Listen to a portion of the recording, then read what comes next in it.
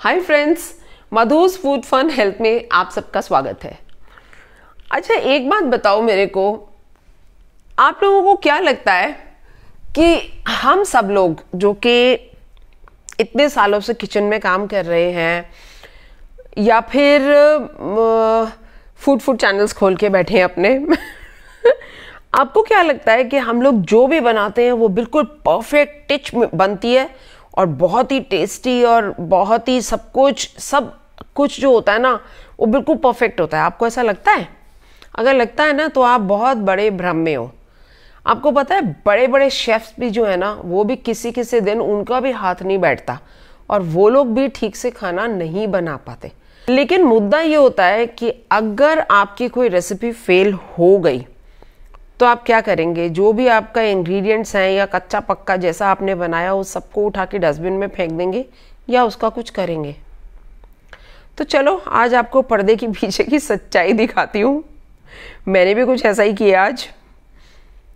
क्या किया है आ जाओ वीडियो में दिखाती हूँ।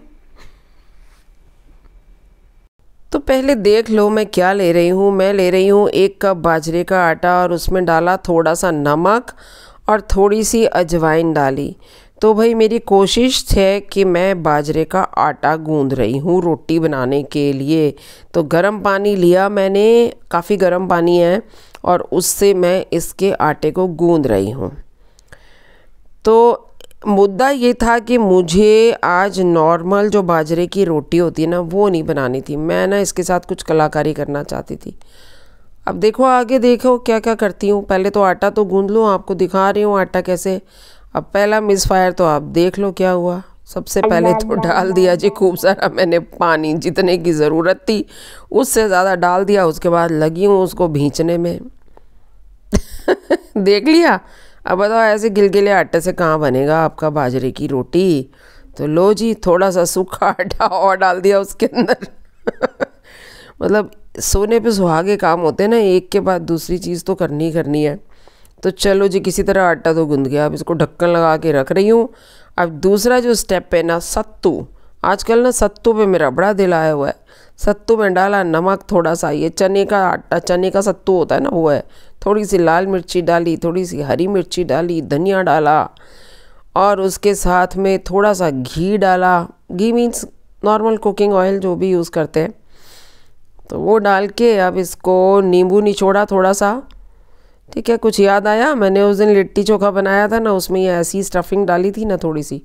तो चाहो तो अदरक भी डाल सकते हो, लेकिन हमारे घर में अदरक खाने में ना बड़े नाक भौं से कोड़ते हैं।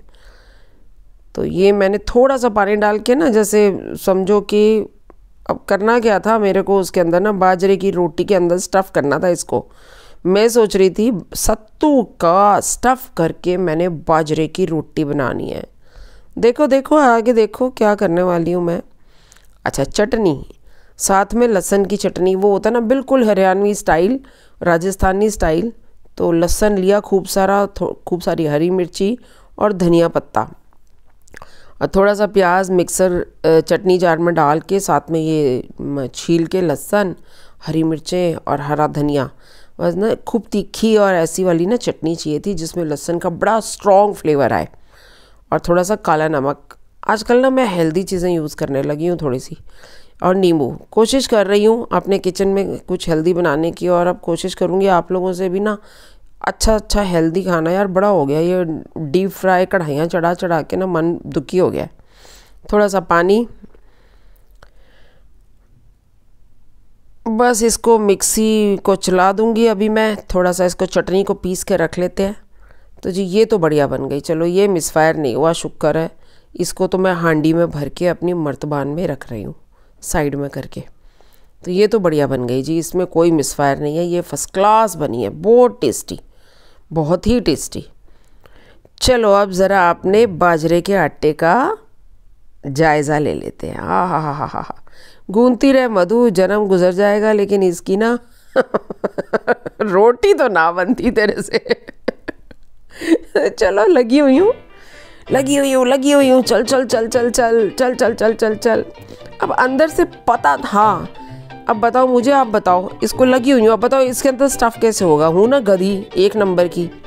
ये देखो ये देखो क्या कर रही हूँ, सत्तू भरा है उसके अंदर और इसको फोल्ड करने की बेइंतहा कोशिश चल रही है, बेइंतहा। ऐसे लगता है जैसे दुनिया की ना सबसे बड़ी एक्सपर्ट जो है ना वो मधु है, मधु's फूड फन हेल्थ वाली। ये देखो क्या किया, फूट गया। चल भैया अब हो गया तसल्ली। अब क्या, अब उसको सत्तू को पूरे को आटे के अंदर मिक्स कर दिया। देख लो आप, ये होते हैं पर्दे के पीछे के हाल। और लो जी, अब तो पानी एक्स्ट्रा चाहिए होगा ना, अब तो सत्तू भी आ गया उसके अंदर। तो चलो जी, अब इसको गूंद दिया। वाह भाई वाह मधु, तेरे मजे हैं, ऐश है तेरी। हैं क्या कहें, नहीं ऐश तो नहीं बोलूँगी, वाह भैया तो कलाकार है। अब देखो 2 की जगह 4 लोइयाँ बन गई अब, है ना, जो सत्तू अंदर डालना था उसकी।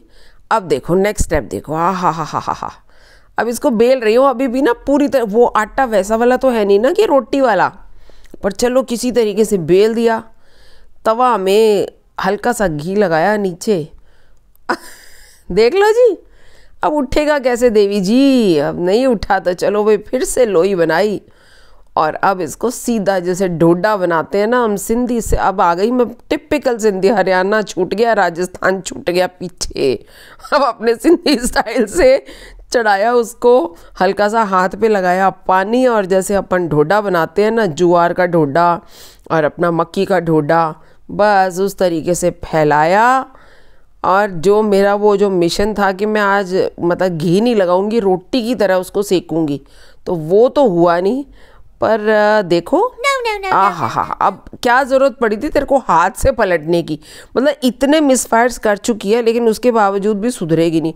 अरे भाई कड़छी से पलट लेती तो टूटता ना, लेकिन नहीं सुनना। चल ठीक है, लगा ऊपर से देसी घी। ये लो जी, देसी घी आज हो गया, देसी घी का काम खूब सारा। पर देखो जी, टेस्टी चीज़ तो टेस्टी लग रही है दोस्तों, चीज़ बड़ी टेस्टी बनी भैया। मतलब कहने वाली बात है कि मिसफायर तो बड़े हुए थे, लेकिन जो अल्टीमेटली चीज़ बनी ना वो अल्टीमेट थी। मतलब कुछ नया ही निकल के आ गया। इसका टेस्ट जो था ना, वो हम लोगों ने 4 बनाए और 4 में से एक भी ना बचा। चारों के चारों हमारे पेट में घुस गए। 2-2 करके खा लिए हम लोगों ने दिन में लंच में। तो चलो एक बार और दिखाती हूँ, एक बार और कोशिश। लेकिन अब मैंने वो गलती नहीं करी। अब बस उसको हल्के हाथ से, हाथ पे पानी लगा लिया था थोड़ा सा, और इसको फैला रही हूँ। और अब कड़छी का इस्तेमाल करूँगी। अब ना मैं करती हाथ से पलटने में गड़बड़ करी ना। चलो आए, अभी भी आराम से भाई, आराम से। मानेगी नहीं, एक चैन नहीं है कि उसको थोड़ा सा हो जाने दे, सीखने दे।